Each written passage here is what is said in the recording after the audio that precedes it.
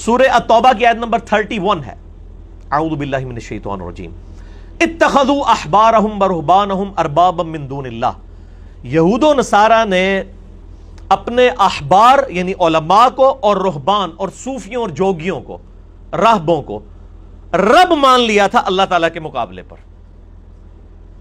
تو یہ بابوں کو ماننے والے کون ہوتے ہیں؟ یہود و نصارہ کا یہ ٹریک ہے، اور بخاری اور مسلم کی متفق علیہ حدیث ہے، میری امت میں وہی خرابیاں پیدا ہوں گی جو اگلوں میں پیدا ہوئی۔ صحابہ نے پوچھا کیا یہ اگلوں سے مراد یہود و نصارہ؟ آپ نے فرمایا اگر وہ نہیں تو اور کون لوگ مراد ہیں؟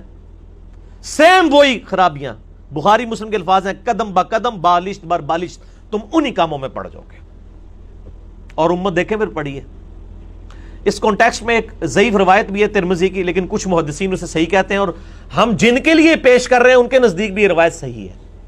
عدی بن حاتم رضی اللہ تعالیٰ عنہ کہتے ہیں یا رسول اللہ میں نے اسلام تو قبول کر لیا صلی اللہ علیہ وآلہ وسلم، لیکن قرآن کی ایک آیت مجھے بڑی کھٹکتی ہے، سورہ توبہ کی آیت نمبر 31، کہ یہود و نصارہ نے اپنے علماء اور اپنے بزرگوں کو، اپنے صوفیوں جوگیوں کو اپنا رب مان لیا تھا اللہ کے مقابلے پر۔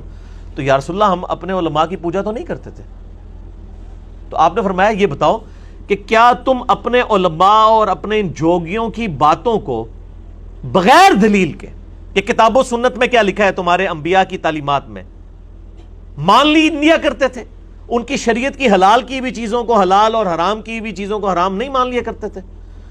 ان کا یا رسول اللہ ایسا ہی تھا۔ تو فرمایا یہی تو ان کو رب بنانا ہے۔ شریعت کا مالک اور اختیار والا کون ہے؟ اللہ۔ جب آپ یہ اختیار مولویوں کو، صوفیوں کو، جوگیوں کو دیں گے تو گویا کہ آپ ان کو رب کے مد مقابل لے کر ہیں، اور اس کی سپورٹ میں درجنوں آیات قرآن حکیم میں موجود ہیں۔ مسئلہ نمبر 71A ہے میرا، بزرگوں کی اندھا دھند پیروی کا انجام اور اس کا علاج، جس کے اندر میں نے یہ ساری آیات ڈیٹیل کے ساتھ کور کی ہیں کہ قیامت والے دن لوگ روئیں گے کہ اللہ ہم اپنے بزرگوں اور بابوں اور اپنے بڑوں کے پیچھے چلے جنہوں نے ہمیں گمراہ کر دیا۔ بسم اللہ الرحمن الرحیم۔ وَيَوْمَ يَعُضُّ الظَّالِمُ عَلَى يَدَيْهِ، اس دن ظالم شخص اپنا ہاتھ چبا کے منہ میں ڈالے گا، ایسا حیران ہوگا یہ کیا ہے، بزرگوں کے پیچھے میں رگڑا گیا، میں نے تو یہ سمجھا تھا انہوں نے مجھے چھڑانا ہے، یہ تو خود ہی ادھر جا رہے ہیں۔ اس دن ظالم شخص اپنا ہاتھ چبا کے منہ میں ڈالے گا، کہے گا یقول یا لیتنی اتخذت مع الرسول سبیلا، کہے گا ہائے افسوس کاش میں نے رسول اللہ کا راستہ اختیار کیا ہوتا۔ دیکھ لیں وہی بیماری، رسول کا راستہ اختیار کیا ہوتا۔ ہم نے الحمدللہ ثم الحمدللہ ایک اللہ کے سچے ولی امام احمد رضا خان کا دامن پکڑ لیا ہے، اور یہی ہم کو جنت میں لے جائیں گے۔ یا ویلتا، ہائے افسوس، لیتنی لم اتخذ فلانا خلیلا، کاش میں نے فلاں بزرگ کے ساتھ، فلاں شخص کے ساتھ، فلاں دوست کے ساتھ دوستی نہ گانٹھی ہوتی، اس کے پیچھے میں بیڑا غرق ہو گیا میرا۔ اور وہ کیا؟ لقد اضلنی عن الذکر، بے شک اس نے، میرے دوست نے تو مجھے گمراہ کر دیا اس الذکر قرآن سے، انا نحن نزلنا الذکر وانا له لحافظون، بعد اذ جاءنی، بعد اس کے کہ وہ حق میرے پاس آ چکا تھا، مجھے بتا دیا گیا تھا کہ بخاری اور مسلم میں نماز کا طریقہ یہ لکھا ہوا ہے، لیکن میرے دوستوں نے مجھے کہا نہیں نہیں نہیں، اتنے بزرگ پاگل تھے، بیڑا غرق کر دیا انہوں نے اپنا بھی اور میرا بھی۔ وَقَانَ الشَّيْطَانُ لِلْإِنسَانِ خَذُولًا، اب اللہ نے شیطان کہہ دیا کہ بے شک شیطان جو ہے وہ انسان کو بے یار و مددگار چھوڑنے والا ہے، قیامت والے دن کسی نے کام نہیں آنا۔ وَقَالَ الرَّسُولُ يَا رَبِّ ان قوم اتخذوا هذا القرآن مہجورا، اور رسول اللہ صلی اللہ علیہ وسلم کہیں گے اے اللہ میری قوم نے قرآن کو پیٹھ کے پیچھے ڈال دیا تھا، میری امت نے قرآن کو پیٹھ کے پیچھے ڈال دیا تھا۔ نبی صلی اللہ علیہ وسلم شکایت کریں گے، جس کی شکایت امام کائنات سید الاولین والآخرین شفیع المذنبین رحمت للعالمین سیدنا و مولانا امام اعظم محمد رسول اللہ صلی اللہ علیہ وسلم کر دیں، اس کی شفاعت کون کرے گا؟ ہمیں تو مولویوں نے صرف شفاعت والی حدیثیں سنائی ہیں، حق ہے، لیکن شکایت لگنی ہے جس نے قرآن کو پس پش ڈالا، شفاعت نہیں اس کی ہونی، پھر شکایت لگنی ہے، الٹا شکایت لگ گئی تو پھر بیڑا غرق، والعیاذ باللہ تعالی، اللہ کی پناہ میں آتے ہیں ہم۔ دوسرا موقع سورۃ الاحزاب کی آیت نمبر 66 اور 68، یوم تقلب وجوہہم فی النار، جب قیامت والے دن ان کے چہرے آگ پر تلے جا رہے ہوں گے، الٹ پلٹ کیے جا رہے ہوں گے، جیسے یہ سیخ کباب. تو اللہ تعالیٰ ہمارے ان کے چہرے جب آگ پر الٹ پلٹ کیے جائیں گے، یقولون یا لیتنا اطعنا اللہ و اطعنا الرسول، یہ کہیں گے ہائے افسوس، کاش ہم نے اللہ کی اطاعت کی ہوتی، اس کے رسول کی ہوتی صلی اللہ علیہ وسلم. آگے بیماری بھی آ جائے گی ان کی کہ کیا ہے، وہ ساتھ ہی آگے وقالوا ربنا انا اطعنا سادتنا وکبرانا، یہ وہی اے رب ہمارے، ہم نے تو دنیا میں اطاعت کی تھی اپنے سعادت مند لوگوں کی، بڑے بڑے نورانی چہرے والوں کی. کہتے ہیں بڑا خوبصورت چہرہ ہے، یہودیوں کے بھی چہرے بڑے خوبصورت ہیں. الحمدللہ مجھے بھی ایک بندے نے اگلے دن میری ویڈیو پہ کمنٹس کیے ہوئے، وہ ہے دیوبندی مکتبہ فکر سے تھے، تو وہ مجھے کہنے لگے جی آپ کے چہرے پہ نورانیت نہ ہوتی تو میں آپ کے لیکچر بھی نہ دیکھتا. میں نے کہا یار اس نورانیت سے نہ دھوکہ کھاؤ، اس سے نورانی چہرے ہیں جو دنیا کو فراڈ کی طرف چلا رہے ہیں، ہم چہروں کے اوپر فیصلہ کرتے ہیں نا. تو کہیں گے اے رب ہمارے، ہم نے تو اطاعت کی بڑے بڑے سعادت مند لوگوں کی، وہ کبرانا، اور بڑا بڑوں کی، اتنے بڑے بڑے، یہ وہ ہے کبرانا، کبیر، بڑے بڑے. میرے غوث پاک فَأَضَلُّونَ السَّبِيلَ، تو انہوں نے تو یا اللہ ہمیں گمراہ کر دیا تھا دنیا میں، لیکن اب تو کچھ نہیں ہو سکتا. تو کہیں گے یا اللہ اب کچھ نہیں ہو سکتا، تو ایک ہماری ریکویسٹ ذرا سن لے، ربنا آتہم ضعفین من العذاب والعنہم لانا کبیرا، اے اللہ ہمارے بزرگوں کو دگنا عذاب دے جن کی وجہ سے ہم گمراہ ہوئے، اور ان پر بڑی لعنت کر. چلو اب دنیا میں ہم تو نہیں جا کے بچ سکتے، لیکن انہوں نے جو ہمارا بیڑا غرق کیا ان کو دگنا عذاب دے. یہ وہ دوست کی کہہ رہے ہوں گے ہمارے بزرگوں کو جو یہاں ان کے ناموں پہ لڑ رہے ہوتے ہیں دوسروں کے ساتھ، وہاں کہیں گے یا اللہ ان کو دگنا عذاب دے، ان پر بڑی لعنت فرما جن کی وجہ سے ہم نے نبی صلی اللہ علیہ وسلم کا مبارک دامن کرم چھوڑ دیا تھا. یار نہ کر، خدا دا واسطہ نہ کرو اس طرح. یہاں بھی معاملہ ختم نہیں ہوا، تیسرا موقع تو اس سے بھی خطرناک آیت ہے، سورہ حامیم السجدہ آیت نمبر 29. ربنا ارنا الذین اضلانا من الجن والانس، یہی لوگ پھر جب دوزخ میں پہنچیں گے کہیں گے اے اللہ ایک دفعہ ذرا ہمیں دکھا دے ہمارے وہ بزرگ انسانوں میں سے بھی اور جنوں میں سے بھی. یہ وہ جنوں کی جماعتیں بھی بھیجتے ہیں نا بعض لوگ، کہتے نہیں فلاں بزرگ جو ہیں وہ جنوں کی جماعتیں تبلیغ میں بھیجتے ہیں. اے اللہ ہمارے بزرگ دکھا دے. نبی صلی اللہ علیہ وسلم نے کوئی جماعت نہیں بھیجی، ایون آپ کو پتہ بھی نہیں چلا. قرآن میں آیا کہ نبی صلی اللہ علیہ وسلم فرما دیجئے کہ مجھ پر اللہ کی طرف سے وحی ہوئی ہے کہ چند جن وہاں سے گزر رہے تھے، انہوں نے میرا کلام سنا، انہوں نے اسلام قبول کیا اور اسلام کی دعوت پیش کرنا شروع کر دی. لیکن آج ہمارے بزرگ جو ہیں وہ کچھ رائے ونڈ میں بیٹھے ہوئے وہ کہتے ہیں کہ بزرگوں کی جماعتیں بیچتے ہیں، جنوں کی. تو یہ جو بھی بندہ کہتا ہے نا فلاں بندے کے قبضے میں جن ہے، اصل میں جن اس کے قبضے میں نہیں ہوتے، وہ جنوں کے قبضے میں ہوتا ہے. یار نہ کر. ہاں بالکل. تو اے رب ہمارے، ہمیں دکھا دے ہمارے بزرگ جنوں میں سے بھی اور انسانوں میں سے بھی جنہوں نے ہمیں دنیا میں گمراہ کیا تھا. نجعلہما تحت اقدامنا، اے اللہ ہم ان کو اپنے پاؤں کے نیچے رون دیں گے، ان بزرگوں کو جنہوں نے ہمارا بیڑا غرق کیا تھا. اور یہ آپ مجھے دل سے پوچھیں، میرا تو دنیا میں دل کرتا ہے کہ جن بزرگوں کی وجہ سے میں کتاب و سنت سے دور رہا، آج میرے والے ہوں تو میں جوتیوں سے ان کی مرمت کروں. کچھ حیا کر. آخرت میں تو یقین ہے.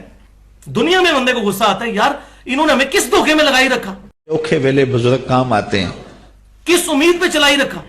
اور حضور غوث پاک رضی اللہ تعالیٰ عنہ فرماتے میں تو قیامت میں بھی اتنی دیر جنت میں نہیں جاؤں گا جب تک سارے مرید نہ ساتھ چلے جائیں. میں نے جانا نہیں، کھڑا ہو جاؤں گا، عرض کروں گا مولا بھیج. تو قیامت والے دن کہیں گے اللہ ہمارے بزرگوں کو جنوں اور انسانوں میں سے ہمارے حوالے کر دے. نجعلہما تحت اقدامنا، ہم پاؤں کے نیچے ان کو رونے، لیکون من الاسفلین، تاکہ دوزخ کے سب سے نچلے حصے میں پہنچے. میرے غوث پاک اتھے واڑ کے نا انہوں دوزخ دے تھنڈے حصے تا ساڑی روح سکون ملنا ہے، لیکن کوئی نہیں ملنا. لیکن وہاں غصہ پھر یہ نکلے گا. تو بھائیو اس دن آنے سے پہلے پہلے نبی صلی اللہ علیہ وسلم کے مبارک دامن کرم کو تھام لیں اور ان سے اعلان برات کر لیں، ادروائز بیڑا غرق ہونے والا ہے. اور سورہ بنی اسرائیل میں جو 10 کمانڈمنٹس آئی ہیں جو تورات کے اندر بھی موجود تھی، سورہ بنی اسرائیل کی آیت نمبر 36 میں 9th کمانڈ آئی ہے، اعوذ باللہ من الشیطان الرجیم وَلَا تَقْفُ مَا لَيْسَ لَكَ بِهِ عِلْمٍ، اے انسان کسی چیز کی پیروی اس وقت تک مت کر جب تک کہ تو اس کے بارے میں علم نہ حاصل کر لے. اِنَّ السَّمْعَ والبصر والفؤاد کل اولئک کان عنہ مسئولا، بے شک کان، آنکھیں اور عقل یعنی دماغ یا دل، اس کے بارے میں تم سے پوچھا جائے گا۔ یہ تین انسٹرومنٹس یوز کر کے تم نے حق بات حاصل کرنے کی کوشش کیوں نہیں کی؟ اس میں بھی دیکھیں وَلَا تَقْفُ مَا لَيْسَ لَكَ بِهِ علم، علم کے بغیر کسی چیز کی پیروی نہ کرو۔ ہمارے نبی صلی اللہ علیہ وآلہ وسلم کو ایک ہی دعا سکھائی گئی ہے اس حوالے سے، یہ نہیں سکھائی گئی کہ اے اللہ میرے جذبات میں اضافہ کر دے، میری مستی میں اضافہ کر دے، میرے عشق و سرور میں اضافہ کر دے، نہیں، ایک دعا قرآن میں، قُل رَبِّ زِدْنِي عِلْمًا۔ اے نبی آپ بھی دعا کیا کریں صلی اللہ علیہ وآلہ وسلم کہ اے اللہ میرے علم میں اضافہ کر دے۔ اور یہ میں کہتے ہیں علم بس کا نہیں ہو یار، اصل ویسے یہ ٹھیک ہی کہہ رہے ہوتے ہیں، ان کو پتہ ہے علم ان کی موت ہے، یہ چنگا کر دے ہو، ویسے دس رہے ہو کہ تسی علمی کتابی نہیں ہو۔ پھر دیکھیں اللہ تعالیٰ سورہ فاتر میں فرماتا ہے انما یخشی اللہ من عبادہ العلماء، اللہ کی خشیت، اللہ کی معرفت صرف اہل علم کو ہے۔ اور یہ کہتے ہیں علم بس کری ہو یار۔ پھر سورہ الزمر میں آتا ہے قل هل يستوي الذين يعلمون والذين لا يعلمون انما يتذكر اولو الالباب۔ اے نبی صلی اللہ علیہ وآلہ وسلم آپ فرما دیجئے کیا علم والے اور بغیر علم والے برابر ہو سکتے ہیں؟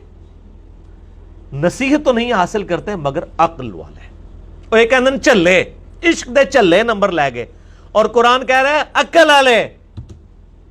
اچھا عشق دے چلے دنیا ہی نمبر لے جاندے نے کیونکہ نچدے نے تے ویلاں پیندیاں نے، صحیح کہنا سے دنیا ہی نمبر لے گئے، آخرت میں نہیں، ٹھیک کہتے ہیں عشق دے چلے نمبر لے گئے دنیا ہی، آخرت جڑے نا وہ چلے نہیں، عقل والے اور علم والے انشاءاللہ تعالی۔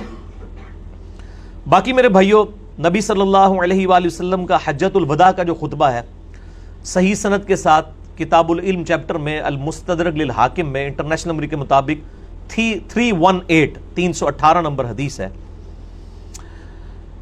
ابن عباس کہتے ہیں کہ نبی صلی اللہ علیہ وآلہ وسلم نے حجۃ الوداع کے موقع پر فرمایا میں اپنے بعد تم میں دو ایسی چیزیں چھوڑ کر جا رہا ہوں جن کو مضبوطی سے پکڑ لوگے کبھی گمراہ نہیں ہوگے، ایک اللہ کی کتاب ہے اور دوسرے اس کے محبوب صلی اللہ علیہ وآلہ وسلم کی سنت۔ اب یہ اللہ کی کتاب اور سنت، آپ صلی اللہ علیہ وآلہ وسلم کے سامنے حجۃ الوداع کے موقع پر ہزاروں اصحاب تھے، آپ یہ بھی کہہ سکتے تھے میں ان کو چھوڑ کے جا رہا ہوں، آپ نے نہیں فرمایا کیونکہ ان کا سٹیٹس بھی وہی ہونا تھا۔ نبی علیہ السلام فوت ہوئے 11 ہجری میں، 13 ہجری میں سیدنا ابو بکر بھی فوت ہو گئے، اگر ابو بکر کے حوالے امت کو کر کے جاتے تو انہوں نے بھی تو فوت ہو جانا تھا۔ پھر 24 ہجری کے اندر سیدنا عمر بھی شہید ہو گئے، 35 ہجری میں سیدنا عثمان بھی شہید ہو گئے، اور 40 ہجری میں سیدنا علی بن ابی طالب بھی شہید ہو گئے، خلافت راشدہ ختم ہو گئی، اور آخری صحابی ابو طفیل عامر بن واثلہ المتوفى 110 ہجری 110 ہجری میں آخری صحابی نبی علیہ السلام کی وفات کے 100 سال کے بعد فوت ہوئے ہیں، ابو طفیل عامر بن واثلہ رضی اللہ تعالیٰ عنہ۔ آج آخری صحابی کو بھی فوت ہوئے نا میرے بھائی 1329 سال گزر چکے ہیں، آخری صحابی کو فوت ہوئے بھی، کیونکہ 1439 ہجری چل رہا ہے۔ تو نبی صلی اللہ علیہ وآلہ وسلم اگر کسی شخصیت کے حوالے کر کے جاتے تو اس نے فوت ہو جانا تھا، آپ ہمیں کتابوں کے حوالے، کتاب اللہ اور سنت کے حوالے کر کے گئے۔ اور پھر دیکھیں غدیر خم کا جو خطبہ ہے صحیح مسلم میں اوپر تلے 4 حدیثیں ہیں، فضائل علی والے چیپٹر میں انٹرنیشنل نمبر کے مطابق 6225 سے لے کے 6228 تک، اپنی وفات سے تقریباً 1.5-2 مہینے پہلے آپ نے حجۃ الوداع کے بعد مدینہ شریف واپس آتے ہوئے خم نامی گاؤں میں پانی کے لیے پڑاؤ کیا، اور کنکلوڈنگ گفتگو تھی، اونٹ کے پالان کا ممبر رکھا گیا، اسے غدیر خم کی حدیث کہتے ہیں۔ اس پہ میرا یوٹیوب پہ کلپ ہے، میں نے 8 طرق اس کے اہل سنت کی کتابوں سے بتائیں، آج میں ڈیٹیل میں نہیں جاؤں گا۔ آپ نے فرمایا لوگوں آگاہ ہو جاؤ، میں بھی ایک انسان ہوں، قریب ہے کہ اللہ کا قاصد یعنی موت کا فرشتہ میرے پاس آئے اور میں اس کی دعوت قبول کر لوں، یعنی ہر شخص نے جانا ہے، میں بھی دنیا سے چل جاؤں۔ میں اپنے بعد تم میں 2 بھاری چیزیں چھوڑ کر جا رہا ہوں، ان میں سے پہلی چیز اللہ کی کتاب ہے، اس میں ہدایت ہے، اس میں نور ہے، تم اللہ کی کتاب کو پکڑو، اپنا تعلق اس کتاب کے ساتھ مضبوط کرو، اللہ کی کتاب اللہ کی رسی ہے، جو اسے پکڑے گا وہ ہدایت پر ہوگا، جو چھوڑ دے گا گمراہ ہو جائے گا۔ اور زید بن ارقم کہتے ہیں نبی علیہ السلام کہتے رہے اللہ کی کتاب، اللہ کی کتاب، اللہ کی کتاب، لیکن امت نے کتاب چھوڑ دی، کتابیں چھوڑ دیں، کتابوں کو چھوڑ دیا، بابوں کو پکڑ لیا۔ اوکھے ویلے بزرگ کام آتے ہیں۔ بابی نہ بڑھو، کتابی بڑھو۔ نہ میں وابی، نہ میں بابی، میں ہوں مسلم علمی کتابی۔ اور پھر زید بن ارقم کہتے ہیں کہ نبی صلی اللہ علیہ وآلہ وسلم نے فرمایا دوسری بھاری چیز میرے اہل بیت ہیں، میں اپنے اہل بیت کے بارے میں تمہیں اللہ کا خوف دلاتا ہوں، اپنے اہل بیت کے بارے میں اللہ کا خوف دلاتا ہوں، اللہ کا خوف دلاتا ہوں، 3 دفعہ فرمایا۔ امت پھر بھی نہیں ڈری، نہ کتاب پکڑی، نہ اہل بیت کے ساتھ اس نے سلوک کیا آپ کی وفات کے بعد۔ بہرحال آپ صلی اللہ علیہ وآلہ وسلم کی اس دعوت حق کو ہم یہ یعنی تکبر کے طور پر دعویٰ نہیں کر رہے، نہ ہم اس کی بنیاد پہ کوئی چندہ لے رہے ہیں، کوئی مسجد نہیں بنا رہے، کوئی فرقہ لانچ نہیں کر رہے، کوئی پارٹی نہیں بنائی ہے، کوئی ہاتھ نہیں چموائے، کوئی پاؤں نہیں چموائے۔ اللہ تعالیٰ پر اعتماد کرتے ہوئے بات کہہ رہے ہیں کہ نبی علیہ السلام نے اپنی آخری جو وصیت کی تھی نا، قرآن اور اہل بیت، اگر اس کو اس وقت الحمدللہ دعوت و تبلیغ کے حوالے سے کسی نے مکمل طور پہ دونوں چیزوں کو پکڑا ہوا ہے نا، تو الحمدللہ وہ اس پلیٹ فارم کی دعوت ہے۔ قرآن کی توحید بھی ہم بیان کر رہے ہیں اور اہل بیت کا دفاع بھی ہم کر رہے ہیں، الحمدللہ۔